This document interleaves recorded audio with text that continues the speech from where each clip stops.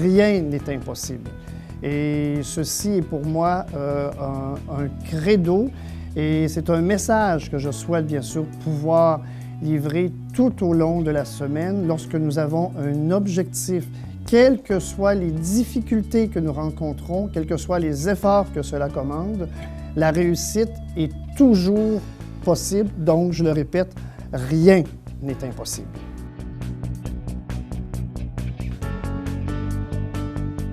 La réussite éducative, quand on y pense, là, c'est non seulement un passage obligé, mais il ne faut pas imaginer comment le Québec, à terme, surtout au 21e siècle, pourra, même de près ou de loin, atteindre son potentiel si on ne réussit pas à vraiment nous distinguer comme société en matière de réussite académique. La persévérance puis la réussite scolaire des jeunes, à mon sens, c'est l'affaire de tous. C'est pas juste l'affaire des parents, c'est pas juste l'affaire de l'école.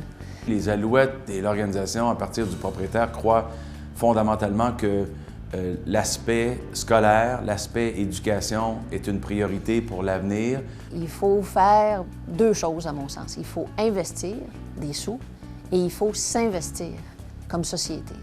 Et les deux sont nécessaires, à mon avis, pour qu'on se rende à ce 77 % là le plus rapidement possible.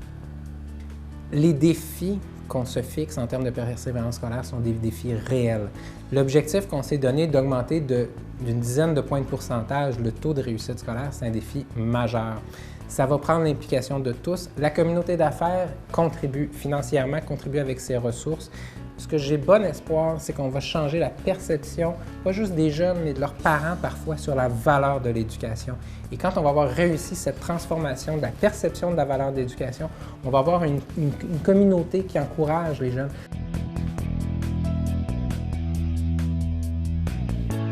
À bien des égards, c'est en passant par les échecs puis les écueils, les déceptions qui fatalement on rencontre dans un parcours ambitieux de réalisation de soi.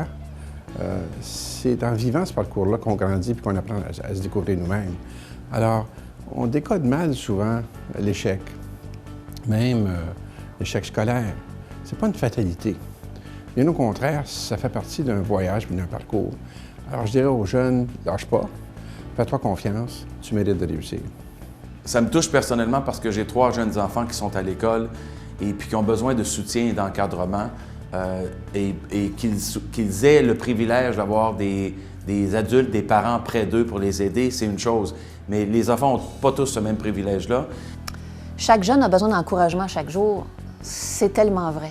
Et le meilleur encouragement qu'on peut faire avec n'importe quel individu, que ce soit un adulte ou un enfant, c'est de trouver sa zone de talent. Et quand l'enfant ou n'importe quel individu a trouvé sa zone de talent puis qu'il reçoit un peu d'encouragement pour la développer, bien, on fait des citoyens extraordinaires. Moi, je dirais à un jeune, rêve ton avenir.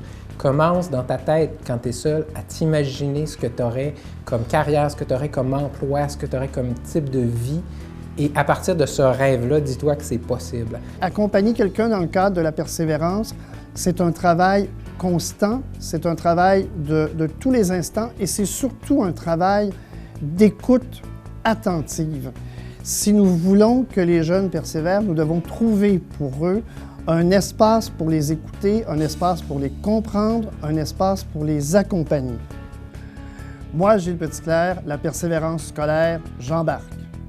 Moi, Ray Lalonde, la persévérance scolaire, j'embarque. Moi, Sophie Brochu, la persévérance scolaire, j'embarque. Moi, Jacques Ménard, la persévérance scolaire, j'embarque. Au nom de la communauté d'affaires et de la Chambre de commerce du Montréal métropolitain, moi, Michel Leblanc, la persévérance scolaire, j'embarque.